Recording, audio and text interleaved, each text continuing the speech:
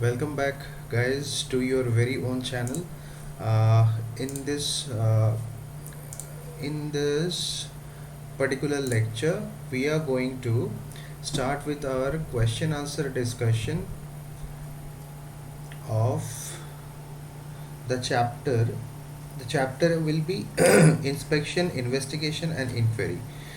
हम लोगों ने अभी रिसेंटली मैंने जो रिवीजन वीडियो डाला था उसी के ऊपर बेस्ड है।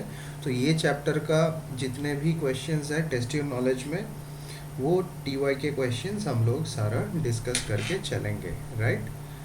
ओके, तो first of all let us read question number 1। देखो, ये क्वेश्चन आंसर सीरीज देखने से पहले आप लोग को मेरा ये सजेशन है कि पहले आप लोग ये चैप्टर का रिलेटेड जो रिवीजन वीडियो है वो एक बार देख लो। ओके, चलो question number 1। Provide various grounds on which the investigation is assigned to serious fraud investigation office. तो सेंट्रल गवर्नमेंट एसएफआईओ को असाइन कर सकता है कोई भी investigation depending on the matter of the case, right? तो केस का मेरिट अगर वैसा सीरियस होगा तो it may assign to the SFIO under section 212, right? Okay, तो कौन कौन सा ऐसा ग्राउंड्स है जो ग्राउंड्स में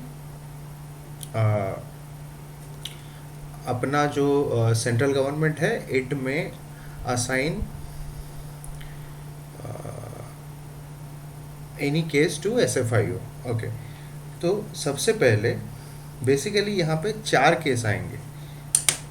okay, I am just sharing the screen.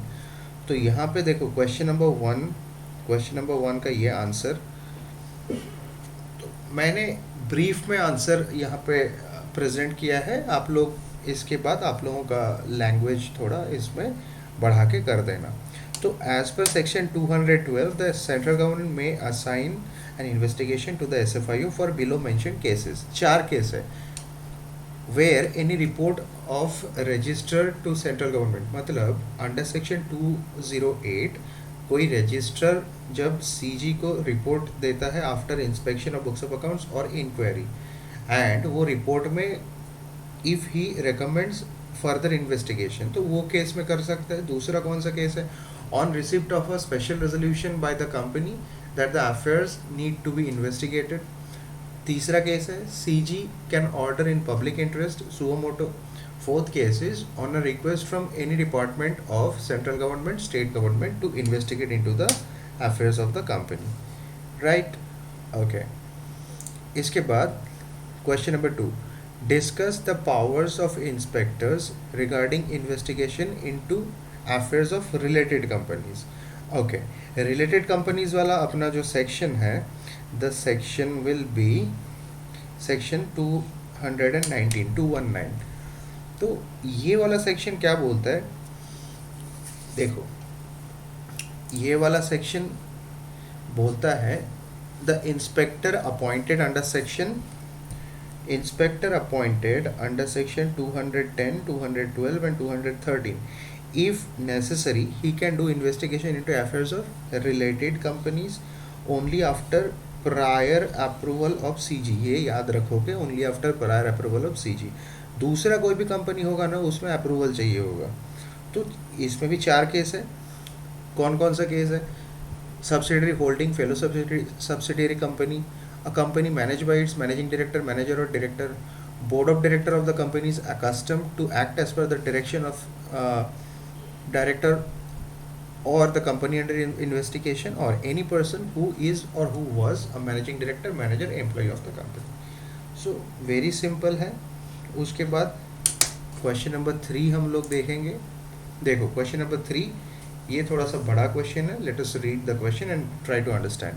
A group of creditors of XYZ Limited makes a complaint to the Register of Companies, Gujarat, alleging that the management of the company is indulging in destruction and falsification of the accounting records of the company. Okay. The complainants request the register to take immediate steps to seize the records of the company so that the management may not be allowed to tamper with the records. The complaint was received at 11 a.m. on 6 June 2018 and the registrar has attempted to enter the premise of the company but has been denied by the company due to not having order from special court. Is the contention of the company being valid? देखो यहाँ पे मोटा मोटा language में बोल दे, अगर answer दे हम लोग ये करते हैं ना, ये वाला प्रोविजन क्या है, where the register is of the opinion, मैंने क्या बोला था, DMAFS, destroyed, mutilated, altered, falsified and secreted, where the register of the companies is uh, has reasonable grounds to believe that the books of accounts or documents of a company with respect to company, key managerial personnel, any director, auditor or CS in practice is likely to be destroyed, mutilated, altered, falsified and secreted. He may, after an order of special court, seize such books of accounts or documents. तो यहाँ पे special court का approval necessary है, ये case में special court approval नहीं है, तो कंटेंशन राइट है. अप्रूवल के बाद क्या कर सकता है register? The registrar can enter such premises with such assistance and seize books of accounts after allowing the company to take copies at its own cost. Seizure कितने दिन के लिए हो सकता है? Maximum 180 days and another 180 days extension मिल सकता है, जहाँ पे रीज़न इन राइटिंग रिकॉर्ड करना होगा. Next is question number 4. Okay, Mr. Atul is an employee of the company ABC Limited and investigation is going on him under the provisions of Companies Act 2013. तो mister Atul एक employ है, उसके ऊपर investigation चल रहा है. The company wants to terminate the employee on the ground of investigation is going against him. तो यहाँ पे एक सेफ गार्ड दिया हुआ है कंपनी लॉ में, हम लोग वो सेफ गार्ड का ही प्रोविजन डिस्कस कर रहे हैं. They have filed the application to tribunal for approval of termination. किसने फाइल किया? कंपनी ने फाइल किया ट्रिब्यूनल को. Okay, company has not received any reply from the tribunal with in 30 days from filing an application. तो यहाँ पे company tribunal को approval के लिए फाइल करता है. दो केस है. ट्रिब्यूनल एक तो 30 दिन के अंदर अंदर ऑब्जेक्शन देगा और 30 दिन के अंदर अंदर ऑब्जेक्शन नहीं देगा. जहाँ पे ऑब्जेक्शन नहीं रिसीव होता है, in that case it is a deemed approval. Deemed approval के केस में company can take the necessary action against the employee. अभी जो डीम्ड अप्रूवल वाला केस है, जहाँ पे कोई ऑब्जेक्शन नहीं आता है, वहाँ पे एग्रीव्ड पार्टी जो है that is the employee. Employee के पास आगे अपेलेट ट्रिब्यूनल पे जाने का कोई रेमेडी नहीं होता है. एंड दूसरा केस क्या है, जहाँ पे ऑब्जेक्शन रिसीव हो गया 30 डेज के अंदर अंदर, वहाँ पे the aggrieved party being the employee or the company may prefer an appeal to the appellate tribunal within 30 days from the order of the tribunal. And यहाँ पे appellate tribunal का जो decision है that will be final and binding on both the parties. Okay, चलो, और यहाँ पे supreme court जाने का कोई ऑप्शन नहीं होता है. तो मैं एक बार ये क्वेश्चन का डिस्कशन कर देता हूँ. This is section 218. Company shall take approval of tribunal before taking action against an employee subject to proceedings with respect to conduct of affairs of the company. 3 case में कर सकता है. Where the company wishes to discharge or suspension. दूसरा point है removal और reduction in rank. तीसरा point है change in terms of employment to his disadvantage. तो कंपनी ट्रिब्यूनल के पास अप्रूवल के लिए जाएगा, तो उसके बाद पूरा अपना डिस्कशन है. हाँ, यहाँ पे अपेलेट ट्रिब्यूनल में जब जाएगा ना, वहाँ पे 1000 रुपीज़ का फीस भी जमा करना पड़ेगा कंपनी को. Okay, last is our question number 5. A group of shareholders of FMG Limited made a complaint to the concerned register of companies that the business of the company is being carried out for unlawful and fraudulent purposes and filed an application to inquire into the affairs of the company. Referring to and analyzing the provisions of Companies Act 2013, decide whether the ROC has the power to order for an inquiry into the affairs of the company. Yes, ROC has the power. तो सबसे पहले question number 1 discuss करेंगे.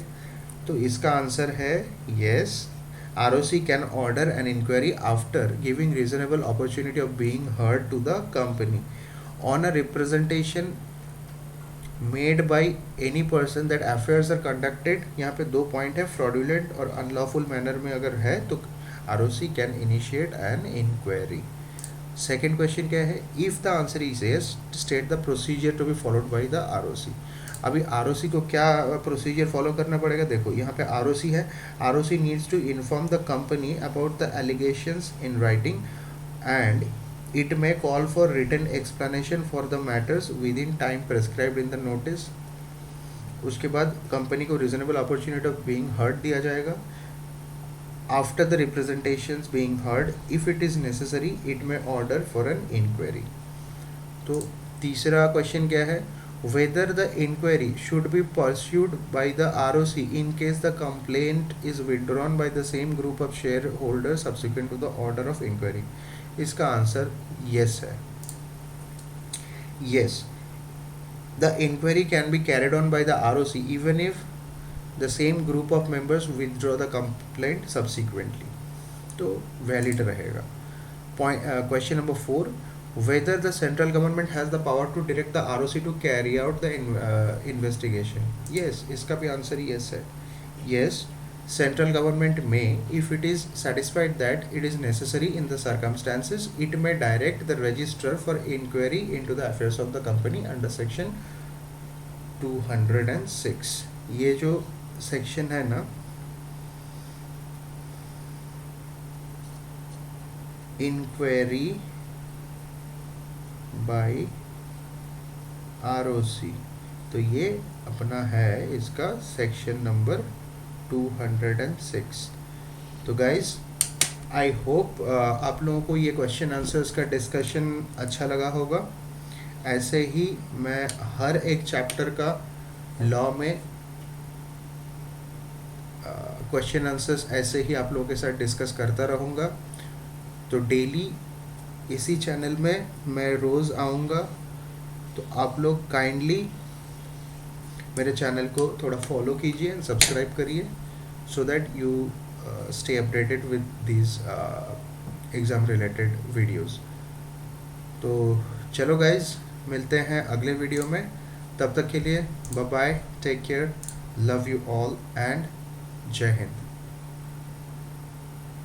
और हाँ, ये videos जो भी ये सारे नोट्स है, ये जो क्वेश्चन आंसर्स का जो मैं पीडीएफ बन रहा है, ये सब मेरा एक पेड टेलीग्राम में एक प्रीमियम चैनल है, तो उसमें आप लोग सब्सक्रिप्शन ले सकते हो। The price is very low, I have kept it very low.